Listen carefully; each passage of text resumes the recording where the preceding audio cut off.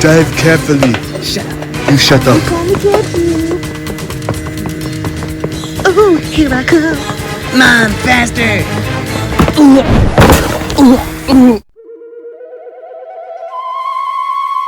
Hey, what's up y'all? We are back with another action figure review. Today we're looking at the Mafex 176, the Terminator, or T-800. Let's get into it. Taking a look at his height, you can see he's got standing at looks like about 6 1/4. So Mafex definitely dropped the ball a little bit with that. Has Mafex even done it like a 7-inch type of character? But yeah, it would have been nice if they did something like that. Despite the height, man, I think Mafex did a pretty decent job as far as the likeness. This face right here, I think probably looks the most like him, though his hair is a little bit off. I think it's supposed to be a little bit long and it has some highlights on it. He's got lots of nice wrinkling on his coat. There's a little bit of texture, and I don't know if you'll be able to really make it out. You could probably see it a little bit better from the backside, which looks pretty good. I do like the silver touches. The coat does have a little bit of flex to it. I do wish it was a little bit softer, but it's not too bad as far as articulation goes. I like that little buckle right there. That looks pretty cool too. Just a really big zipper. So yeah, he looks alright. I do like the subtle sculpt work for his pants. His joints look a little bit weird. Shade's got more of a brown tint to it rather than black, and it's not completely opaque, so if you look close enough, you might be able to make out his eyes. Maybe not right now, but yeah, as you can see, it looks really good. I did notice they did not continue the sculpt though, as far as the legs, the arms were connecting to the ears, so that looks a little sloppy right there. And you can also notice it's got a little bit of looks like print smear. Subtle sculpt work. The two shoes look different though. One side has a little bit of a silver chain or something going across it, while the other does not. But they look nice. I'm not sure if that's accurate. Not much going on at the bottom of the feet. Notice it does tend to get a little bit gappy in certain areas. You can see around the elbows, it looks a little bit gappy, broken up. You know, that might bother some people. About these little straps right here, be really careful with that. It's got a lot of flex to it, but the other side popped off, so that might happen to yours too. Be real careful with that. Going over this guy's articulation, it's got decent range at the neck. Nice little circular motion. I do like that, and get a lot of expression going on, so that's pretty cool. I like that. You can't look up that much, so in this this collar part, it's got a little bit of flex to it, but it's not really going to get out of the way. And there is no pop that off. That barbell wasn't bent like it typically is with the Mafex.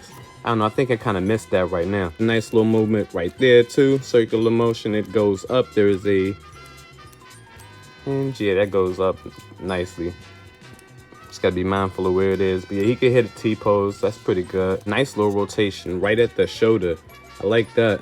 There is no rotation at the elbows though, in case you were wondering about that. You can't get his elbows going in about that much. There's a hinge situation going on right there, so you can move it all the way around and all that stuff. You get a nice side to side motion. That's pretty good. I do like that. You got the rotation at the top and the bottom. The top joint actually doesn't really move that much, so you're not really going to get a lot of forward and back with that one. Moving both joints, he can go back a decent amount. That's pretty good. I like that. You do got that drop down motion going on for that. You can bring his legs up about that much. Let's see if I can get that a little bit further actually. So yeah, that's pretty good. Can't get him out that far.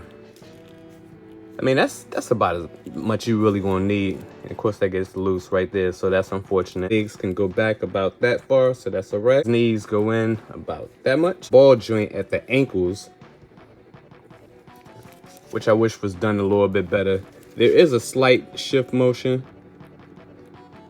It's not really going to forward that much, and his ankles can go in about that much, go out a better amount. It doesn't go down that much, and then it goes up about that much. And of course you do have a swivel right there as well. Slight swivel right there. I'm not sure if that was done on purpose or not, but you have that as well. For his accessories, we got a decent spread of hands over here. We got the splayed out hands. We have these hands right here. They're a little more, you can use them for like maybe choking somebody or something like that.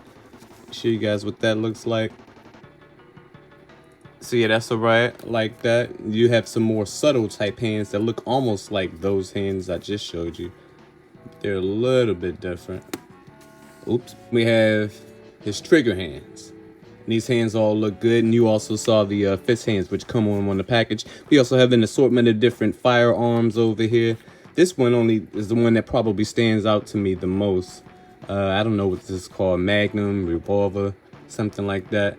I like the sculpt work going on for it. It looks pretty good. Some type of beam or something, some type of sculpt. That looks okay. And these all pretty much just look the same right here. Just black plastic. This one has a touch of silver on the latch part, which doesn't work though. 2 additional heads. This head looks like it's from part 1. I think this whole outfit might be from part 1 though.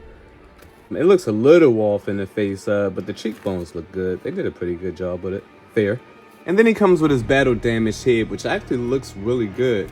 I love the blood applications for it on his ear, his face. Side of his face is a little more subtle. I like that. The eyes look really cool. Yeah, man, that looks awesome. They did a good job as far as that goes. So, kudos. Quick size comparisons. Here we have him next to the PC Toys Imperial Hackers Trinity figure and your SH Figure Arts Zach Bell figure. Here we have him next to the NECA T-1000 and your McFarlane Cyborg figure. Next, here we have him next to your Marvel Legends Shang-Chi and your Figma Bloodborne. And lastly, here we have him next to your Mezco Union Gomez and your Corto Bugia Zero Model Kit. Very well, sir. I challenge you to a duel. Final thoughts on the Mafex Terminator T-800 figure. Mafex did a really decent job as far as the likeness goes. Sculpt work is looking really good. The articulation is pretty fair. There are a couple points that could be a little bit better, like the head range looking up. His ankles, man, it sucks that they didn't put like a hinge or something in it. That ball joint kind of sucks a little bit. But other than that, his articulation is not that bad. He's got a good spread of hands, a good spread of weapons as well. It could have used something else. Something, I don't know, maybe a torch or something else. It's just a lot of things you could really do with a figure like the Terminator, and I think they could have just expanded it a little bit more as far as what they were offering. Ultimately, man, I'd have to say I'm satisfied with this figure. It's good to have an Arnold Schwarzenegger figure in my collection. You could have a lot of fun, and I'm really enjoying this figure. So if you got the money to throw around on it is hella pricey, so that is a problem. But if you got the money to throw around, and I would recommend it. Guys, that's my video. You like the video, give a thumbs up. If not, I'll catch you on the next one. Peace.